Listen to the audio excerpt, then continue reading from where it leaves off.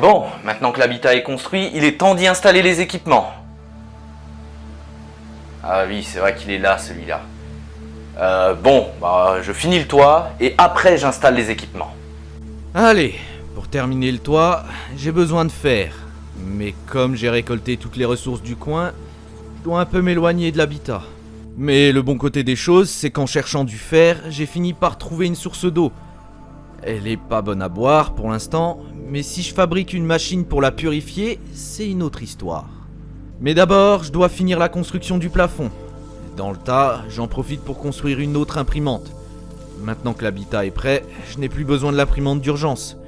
Celle-ci va me permettre de produire plus d'éléments, plus rapidement, pour peu qu'elle soit alimentée en électricité. Mais bon, ça, je m'en chargerai plus tard. Je commence vraiment à fatiguer. Demain soir, l'habitat devrait être parfaitement fonctionnel. Avoir un vrai lit et un synthétiseur d'aliments me permettrait d'être plus serein. Et avoir des armes aussi, ça serait sympa, ouais. Enfin bref, il me faut tout un tas de choses assez rapidement. Mon radar détecte plusieurs structures qui pourraient appartenir aux voyageurs. Faut que je pense à aller les visiter aussi. Sans oublier de passer par les sites de crash qu'il y a dans le coin. Ça pourrait toujours être utile.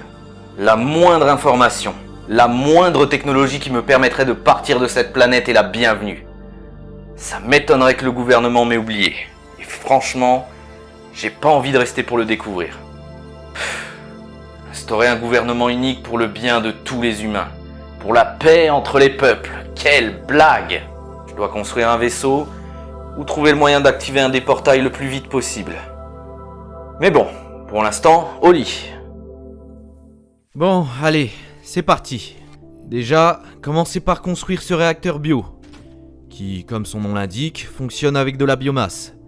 Et ça tombe plutôt bien, vu qu'il y en a partout autour de moi. Par contre, à peine commencé que j'ai déjà un problème. Je n'y ai pas pensé, mais je ne peux pas poser un répartiteur comme ça contre un mur. Qu'à cela ne tienne, je n'ai qu'à poser un pilier ou poser le répartiteur. C'est un peu con de ne pas y avoir pensé avant, mais tant pis. Ensuite, on branche le générateur au répartiteur et le répartiteur à l'imprimante. On met la biomasse dans le générateur et ça ne marche pas. Pourquoi ?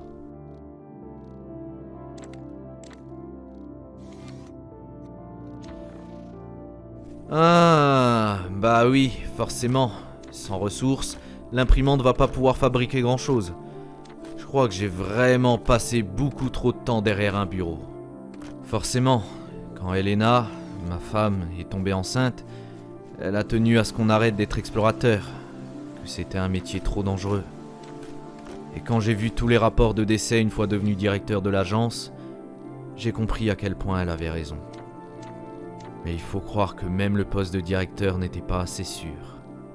Et maintenant, le métier tel que je le connais est sur le point de disparaître. Entre les mains des agences spatiales du gouvernement, il pourrait devenir bien plus dur qu'il ne l'était déjà. Bon, c'est pas le moment de penser à ça. J'ai enfin pu me fabriquer mon synthétiseur d'aliments. Voilà qui me devrait me permettre d'avoir une source d'eau et de nourriture. Alors, pour la purification d'eau, il n'y a aucun souci. Le problème est que pour fabriquer des capsules nutritionnelles, il me faut des fruits, que je ne sais pas vraiment où trouver. J'ai bien fouillé toute la zone près du lac, mais rien à faire. J'en trouve pas la moindre trace.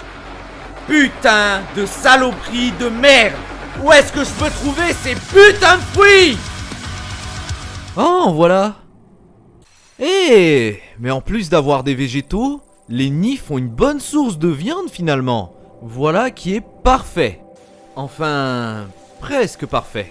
Parce que même si certains ne sont pas défendus, d'autres le sont parfaitement. Si bien que je dois me mettre en hauteur pour tout découper au laser. Mais avec ça, j'ai suffisamment d'eau et de nourriture pour ne plus avoir à m'en occuper pendant un bon moment.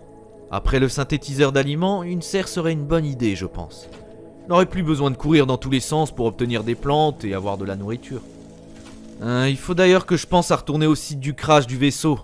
La dernière fois que j'y suis allé, j'ai dû déposer certaines choses pour en prendre d'autres.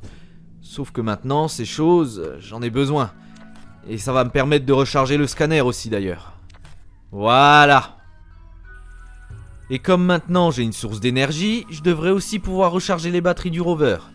Avec ça et la chambre de stase, qui est mon nouveau lit, on atteint presque la capacité de production maximale du générateur. La dernière chose que je peux construire est l'armurerie compacte. Si maintenant je veux construire autre chose, il va me falloir un second générateur. Mais pour l'instant, il commence à faire nuit et tous les équipements sont installés. Ma chambre de stase me tend les bras. Enfin, je peux arrêter de dormir par terre. Ah, et voilà une nouvelle journée qui commence. Et avec un temps pareil, on peut pas dire que ça soit un plaisir. Mais bon, comme tous les équipements sont installés dans l'habitat, aujourd'hui, il est temps d'explorer la zone. Et surtout, de suivre les signaux détectés par mon radar. Le premier point, c'est l'épave d'un véhicule sans grand intérêt. Mais le second... Waouh. Aucun doute. Il s'agit d'une construction des voyageurs. Mais comme tous les bâtiments des voyageurs, le scanner ne m'apprend pas grand-chose. Mais... Irradiation ? Bordel. Je vais devoir faire attention en m'approchant de cela. La plupart de leurs bâtiments sont pas vraiment dangereux, mais ceux-là doivent contenir quelque chose. Le mieux serait que je me fabrique une nouvelle combinaison résistante aux radiations. De ce que j'ai pu voir, celui-là aussi a besoin d'une source d'énergie. 4 pour être précis. 4 capsules d'énergie. La question est de savoir où les trouver. Et si elles existent encore. Je n'apprendrai rien de plus en restant ici. Je vais faire demi-tour et aller vers le second bâtiment. Évidemment, aucune information en plus. Mis à part que celui-ci est légèrement différent. Ça pourrait bien être juste un moyen de les différencier. Ou autre chose. Comme il n'y a pas grand chose à faire ici, je vais me diriger vers le prochain site de crash. Alors, voyons voir. Juste un véhicule, évidemment. Avec un datapad. Ok.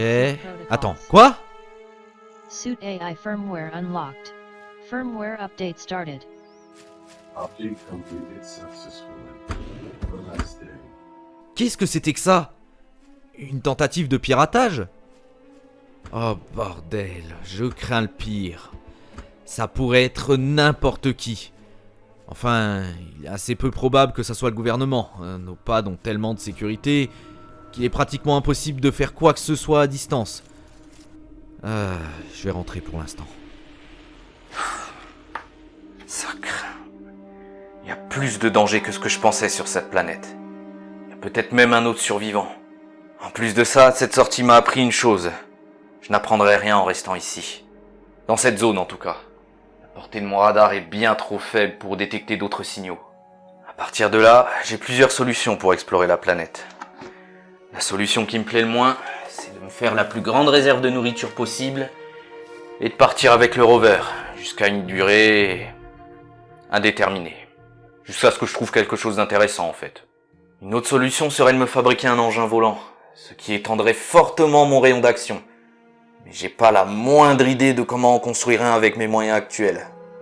Le plus sage serait alors de faire une base mobile, un habitat miniature avec le strict minimum, un lit, une imprimante, un synthétiseur d'aliments, un générateur, quelques batteries, et pourquoi pas quelques casiers pour stocker ce que je trouve.